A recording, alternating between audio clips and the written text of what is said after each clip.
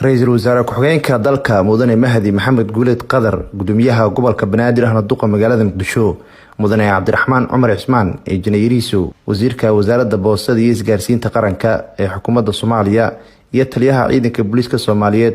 ayaa darajo dalacsiin oo ka socotay Madaxweynaha Jamhuuriyadda Federaalka Soomaaliya Mudane Maxamed Cabdullaahi Maxamed Farmaajo u xiray saraakiil ka tirsan Ciidanka Booliiska Soomaaliyeed kuwaasi oo lagu abaalmariyay shaqooyinka culus ee amniga la xiriira oo ay ka hayaan dalka. Saraakiisha munaasabadan lagu dalacsiiyay ayaa waxaa ka mid ahaa Taliyaha Qaybta Guud Gobolka Banaadir ee Ciidanka Booliiska Soomaaliyeed Ex Gaashaanle Sare Saadaq Cumar Maxamed oo loo dalacsiiyay Saraakiil Guuto. waxaa kaloo la dalacsiiyay Taliye Ku-xigeenka Qaybta Guud Gobolka Banaadir ee Ciidanka Booliiska Soomaaliyeed Ex Gaashaanle Dhexe Maxamuud Cabduqaadir Xaaji Jeego oo loo dalacsiiyay Gaashaanle Sare iyo saraakiil kale oo ka tirsan howlgallada ciidanka booliiska iyo qaar ka mid ah taliyayaasha saldhigyada degmooyinka gobolka Banaadir ayaa ka mid ahaa kuwa ay madaxda qaranka u xireen darajooyinka dalacsiinta ah. Taliyaha Ciidanka Booliiska Soomaaliyeed Sareegaas Bashiir Cabdi Maxamed ayaa ugu horeyn ka hadlay munaasabada dalacsiinta ah. waxaan mahad gaar u celinayaa dhammaan shacabka magaalada Muqdisho ee uu hogaaminayo gudoomiyaha gobolka si ay u garab istaageen ciidanka booliiska Soomaaliyeed habeen iyo maalin u garab taagayeen oo la shaqeeyaan bulshada la shaqeeya booliiska waa rumowday markaan wax dhaba oo xaqiiqi noqotay taa markaan ku soo gudbo waxaan u hambalyeeynaa oo bogaadinayaa dhalinyarada saraakiisha yar ee dalacday maanta ugu horeeyay Taliyaha Qaybta Guud oo lagu qiimeeyay howlgallada iyo dadaalka iyo juhdiga ugu jiraan sugidda amniga magaalada Muqdisho. waxaan kaloo rabaa inaan tilmaamo in isla bishan gudaheeda ay dalaci doonaan ugu yaraan 500 oo qof oo booliis ah haddii Ilaahay idmo.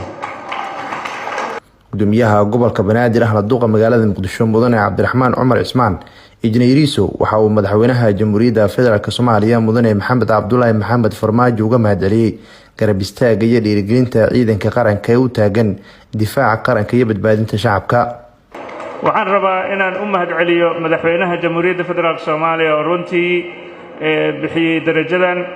u gartay isla markaana qiray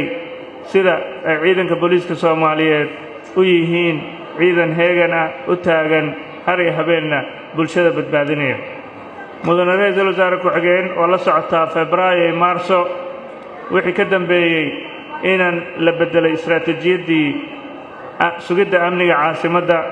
taasna ay suuro gelisay in maalin walba ciidanka booliisku ay ka howlgalaan degmooyinka gobolka Banaadir in maalin walbaba ciidanka booliisku ay ka sameeyaan waxa loo yaqaan stop and serve in maalin walbaba ay jiraan guddi kormeer ah iyo dabagal oo hubiya ciidanka iyo sida bulshada ula dhaqmayaan maalin walbana waxaa jira warbixinno aan ka helno oo noo xaqiijinaya in maanta amniga uu sidii hore dhaamo in bulshadu ay kaalin ka qaadatay in barnaamijkii darisaynta iyo ciidankiina la isku xiray maantana haysano shacab iyo ciidan booliis oo wada shaqeynaya. Ra'iisul Wasaare Ku-xigeenka dalka Mudane Mahdi Maxamed Guuleed Qadar ayaa u hambalyeeyay saraakiisha la dalacsiiyay isagoo kula dardaarmay in ay laabalaabaan dadaalada lagula dagaalamayo argagixisada. dhammaan saraakiisha la dalacsiiyay waxaan ugu hambalyeynayaa Madaxweynaha Jamhuuriyadda Federaalka Soomaaliya